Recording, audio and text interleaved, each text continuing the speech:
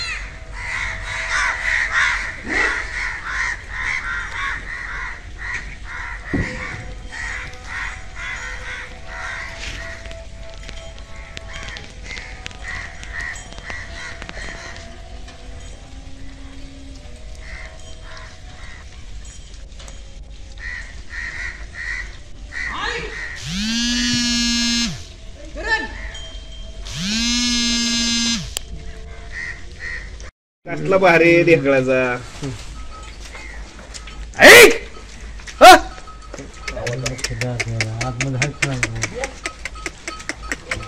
ये पुढे येतच काय घाबर नाही असं गुळ खातात ना, गुळ खातात की गुळ खातात ना.